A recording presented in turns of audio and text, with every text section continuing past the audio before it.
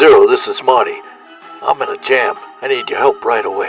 I'm in a barn off Brandon Road. Come quickly. And be careful. Marty's a close friend of mine from Afghanistan.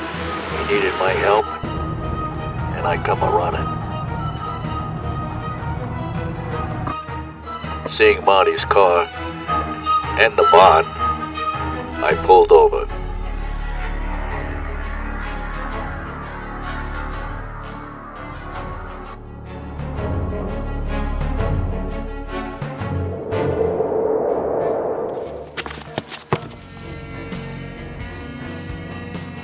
Marty, are you in there? Son of a bitch.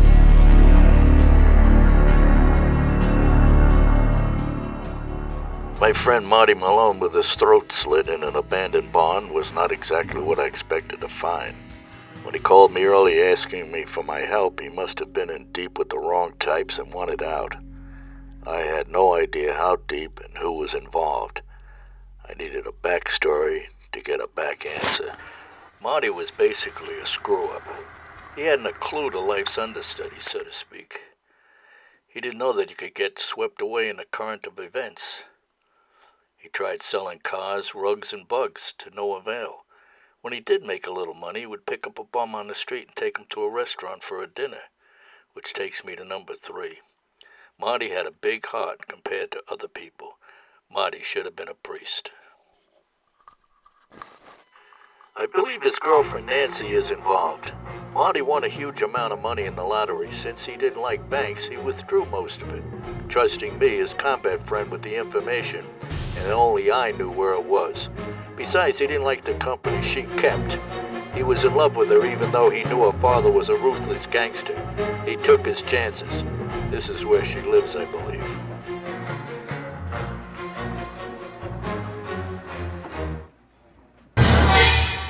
Waking up in a dank cellar, I could barely make out 3 figures as I try to refocus my eyes. One man in the dark puffing a cigarette. Another is a spidery character likened to a spider. Last is Marty's girlfriend Nancy. We've been expecting you, Sierra Nevada, the big private eye. Well, we got a big case for you. Hey, Nancy. The apple doesn't fall too far from the tree, seeing your father invented the business. Cut the crap. Let's get to the heart of the problem.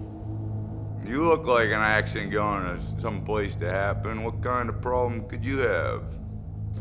Zero, you think you're pretty smart with your mouth?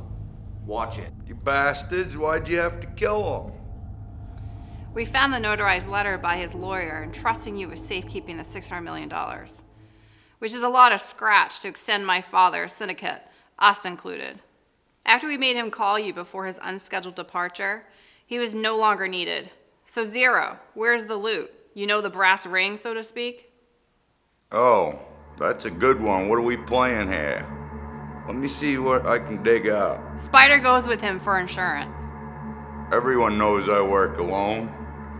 He'd stand out in a parade, that moron. What do you think, we're stupid?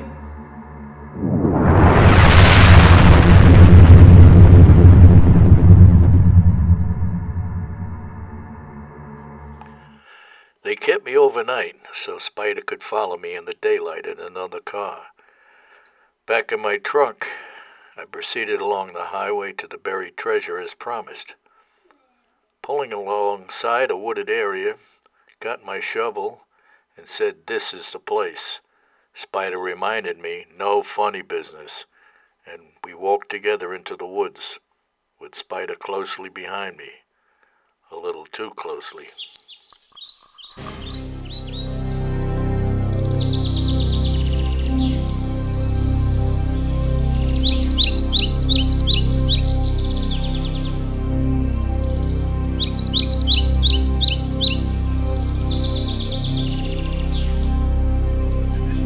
Where you get it? Really, Zero? I'll get you for this. Cops will be here in a minute to untie you. I quickly hightail out of there to get some information in Old Town's City Hall records. I noticed I was being observed by Nancy and the man in dark from across the street. Hey, is that Zero over there? What happened about Spider? Let's follow him, see what he's up to.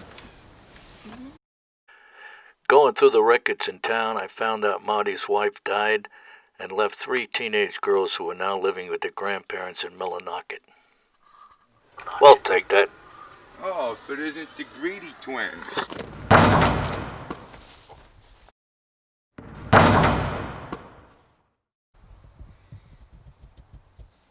I always figured you looked better as a cadaver instead of a conniver.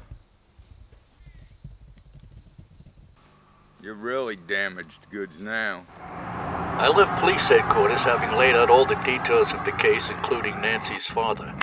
I then decided to call Marty's daughters and grandparents and visit them in Millinocket.